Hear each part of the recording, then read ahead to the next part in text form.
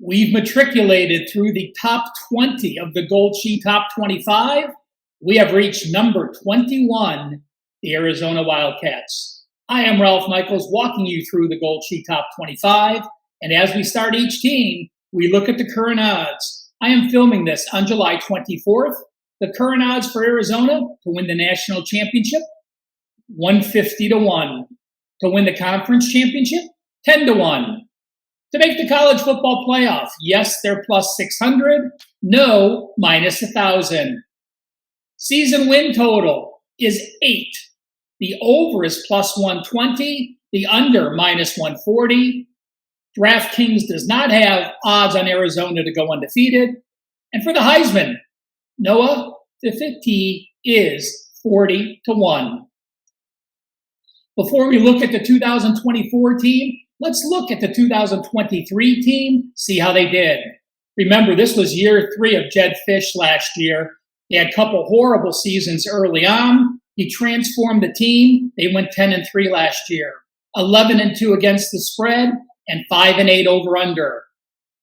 When you look at their yards per play diff, they were a top 20 team. In fact, they were number 17 plus 1.32 yards per play.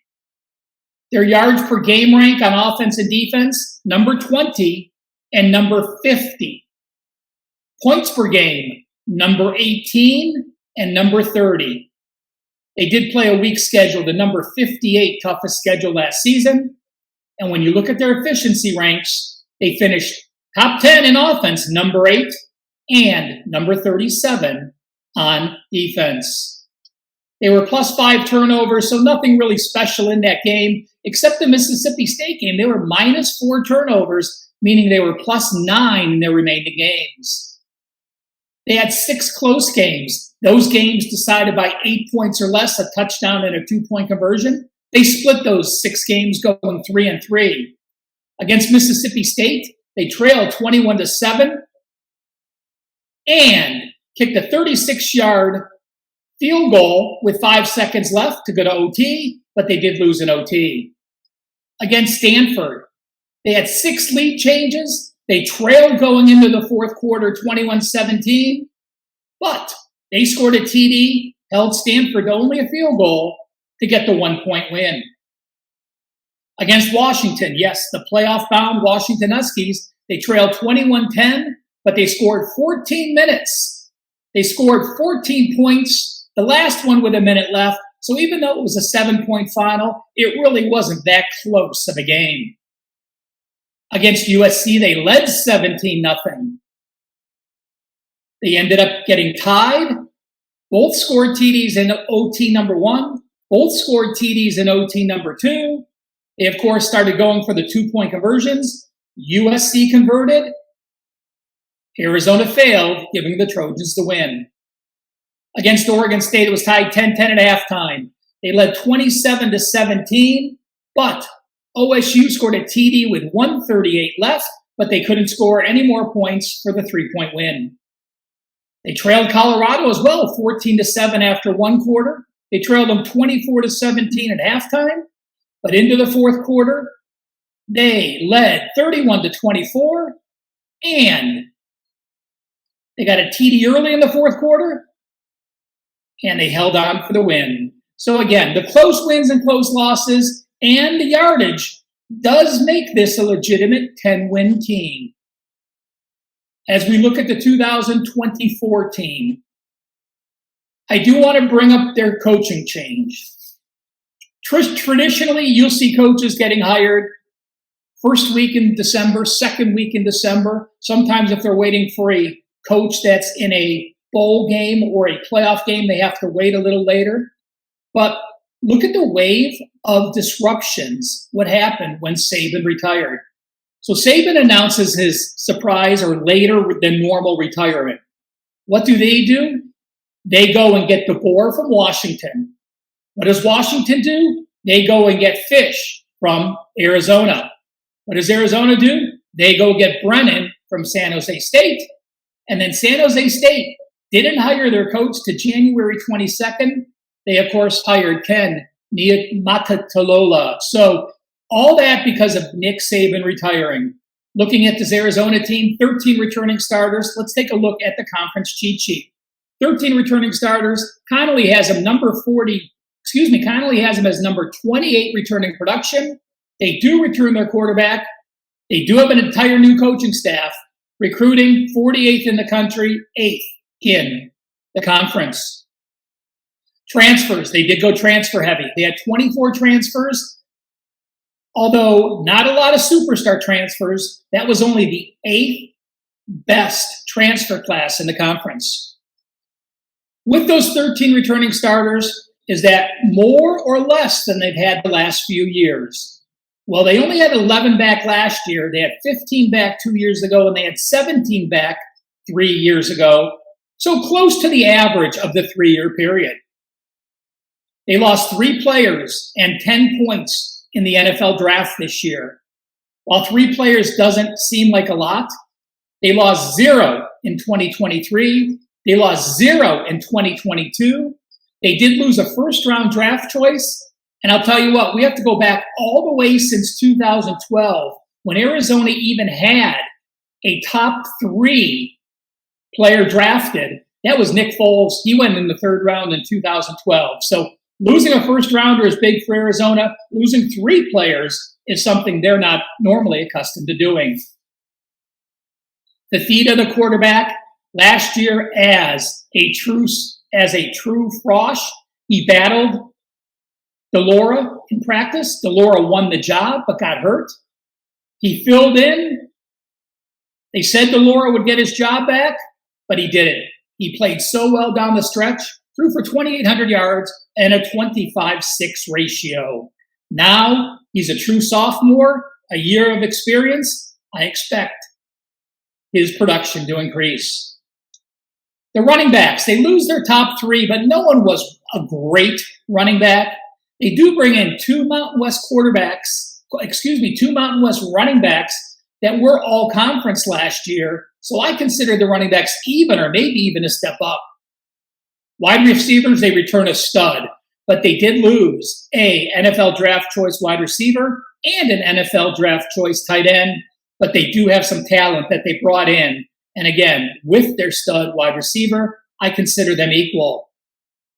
The O-line only lost 1 starter. So while they have 4 back, I do want to mention that number 1 pick was a number 1 draft choice of Green Bay. So it is the main clog to the O-line who they have to replace. On defense, if you look at the team as a whole, they return their top 3 tacklers, and they return 5 of their top 6 tacklers. The D-line is the absolute one area you could circle in red that they need help in. Not only did they lose the top 4 defensive linemen from last year, they lost all 8 players on the D-line too deep. That needs some work. The linebackers, they lost 2 players that combined for 10 starts. So really they have the entire linebacking core or most of the linebacking core back. And in the DBs, they lose 1 starter, so 3 are back. Really, it's going to come to this: how well the defensive line can gel to give the back 7 some help to see how well Arizona does. I also want to mention this. To have 13 returning starters back with a late coaching change is amazing. And this team is a very close-knit unit. I talked about their stud wide receiver, McMillan. He and the quarterback and 2 other players all played in high school together for 4 years. They all came to Arizona together, and those 4 players, including 3 starters, met with every player on the team to make sure they would stick together and, after the coaching change, not transfer out. They did an incredible job with that. And again, congratulations to those 2 players stepping up and making sure they kept their team as a cohesive unit. So let's look at the 2024 schedule for Arizona. They again play a weak schedule, number 56 out of the FBS teams. I have them as a favorite of 11 or more in 6 games. I have them as a favorite up to 8 in 3 games. and a small dog in 3 games. You see in the schedule, the games between the 8s are those highlighted in gray, the areas that you really have to look at when you're trying to look at season win totals. Again, no need to break down the games where they're a 32 or a 35-point favorite. No need to really break down those games if a team is a 3-touchdown dog. But looking at all those teams between the 8s, where you find your value on the season win totals. They're playing in a new conference, so again, you're going to a lot of new stadiums for the first time. They go to Kansas State, and they go to BYU, and they go to UCF, and they go to TCU, unusual settings. Utah is a game they're accustomed to, so those situations are something you have to keep in mind when you're looking at a team making their first year in a conference. They have a bye before Utah, and they have a bye before Houston. Does that help them? Well, it does help them against Utah. Utah's playing a 5th straight game, and they're off back-to-back road games. When we look at the Houston game, both teams are off a bye, so that negates any advantage Arizona has in that situation. When we look at the opposite side, what teams are Arizona playing that have a bye prior to facing the Wildcats? Again, we mentioned Houston earlier, but BYU, when they travel to BYU is off a bye. And when they travel to TCU is off a bye. That is a negative situation for Arizona. But again, I have them as a favorite in 9 games, and the 3 games they're a dog, I have them as a 1-point dog, a 4-point dog, and a 5-point dog. So a double-digit win season is potentially a possibility for Arizona. Guys, before we take a look at the bettor's edge, and I have an actual client release to give you with a strong 67% situation. Before I get to that, I just want to ask you for one favor. Take a minute, hit that like button. We appreciate you taking time to watch this video. Take a second minute. Please do comment below. Is there anything you would like added to these videos? What is your number 1 prediction for Arizona? Did these videos help you at all? Is there anything you want added? Please just share in the comments. We appreciate it. It helps us with our algorithms, and it makes us even stronger, giving you the best football betting information we can on these videos. Lastly, if you subscribe to Wagertalk TV, hit that button, and as soon as we load the next video, you'll be notified immediately. I've enjoyed doing the heck out of these Gold Sheet Top 25 videos. I do want to share a code with you, code GS30. GS30 will save you $30 off a Gold Sheet annual football subscription. It'll start week 0, first games, Saturday, August 24th. We'll have an issue that week, and every week through the Super Bowl, head to goldsheet.com or wagertalk.com. And again, please remember GS30 to save $30 off the annual subscription. Well, Brent Brennan, as I said, came here from San Jose State, where he spent 7 years. Since Arizona has a new coach, I'm not really going to go into a lot of Arizona numbers because they're really irrelevant. I mean, a team takes the appearance of their coach. So we'll look at what Brennan has done. He was only 26-40 straight up at San Jose State. He took over a bad team and truly improved them. Against the spread, though, in his 7 years, 35 wins, 29 losses. That is 54.7%. And over-under, 28 overs, 38 unders. That's 58% to the under. So he's been a very solid ATS coach, and he's definitely been an under coach. At home, Brent Brennan's teams, 57.6% against the spread, 59% to the under. And when they're an away dog of +7 or more, not sure they'll get there this year, but he's gone 13-7, 65%, going 62% to the under. And finally, when we look at low totals, again, he's been an under coach, so let's look at those bottom totals. When he's had a total of 53 or lower, his teams have gone 7-15 over under and only 3-9, 25% over under at home. Well, I always like ending these videos with a best bet scenario to give you something to bet right now. Well, if you are already a football customer of mine, you know this is an actual client release. If you're not, what are you waiting for? Our football early bird, both college football and NFL, just $7.77. I already have 4 plays loaded for football that I bet, and my clients already bet. You're going to get one right now. This is Saturday, August 31st. This line is available at DraftKings. I gave out game number 182, Arizona minus 30 against New Mexico as a 3% release. That line is currently minus 30.5. That's the reason you sign up now, guys, to make sure you're getting the best numbers, but I am still fine with it. I talked about them losing their coaches. I talked about how the wide receiver and quarterback combo brought their team together. Arizona State went from 1-11 to 5-7 to 10-3. That's the type of progression I love seeing as a team learns how to win together. Last year, their 3 losses were by 2 points, 7 points, and 7 points. And in those 3 losses, they came as a 21-point dog, a 20-point dog, and a 9-point dog. They were 17 in yards per play offense. That's a positive. They were a favorite twice of minus 14 or more. They won and covered both of those, and they covered by double digits. When I look at the new coaching staff, I do like Brennan, and I do like the OC hire. Dino Babers plays as fast as any OC or head coach in the country.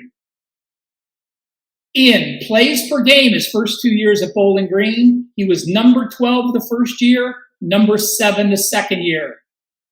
At Syracuse, plays per game, number 7 the first year, number 1 his second year. He will continue to keep his foot on the gas, and they will continue to play fast the entire game. Big advantage when you're laying 30 points. This is also a nationally Sunday night televised game on ESPN. Some teams may not be excited for it. The Arizona crowd will be excited to have that TV game. New Mexico is number 124 in returning production with only 9 returning starters. And their 3 offensive starters are 2 wide receivers and a tight end. So they have an entire new O-line coming in. And are you worried about laying this big of a number in game number 1? Well, I went to the database, and since 2014, favorites of 24 or more have gone 52.9%. But when I look at if you're playing an FCS opponent or an FBS opponent against an FCS foe, teams are only 51.1%. But when you're playing an FBS team, someone that you follow, someone that is on TV every week, you seem to be more focused. Those teams are 58.3% if they're a huge favorite against an FBS team. And if they're a favorite of 28 or more, those teams have gone 42-21, 66.7%. I know the breakdown was long, but I wanted to give you all the information. I have all of that information in my write-up. Those are the types of information you'll get with my write-ups as we progress through the college football season. Again, check me out at Wagertalk, wt.buzz/RM. Early bird college football and NFL price just $7.77. If you missed any of the top 20, check back in the archives. And for the rest of the top 25, if you're a Wagertalk TV follower, you'll be notified. If not, just check the playlist below.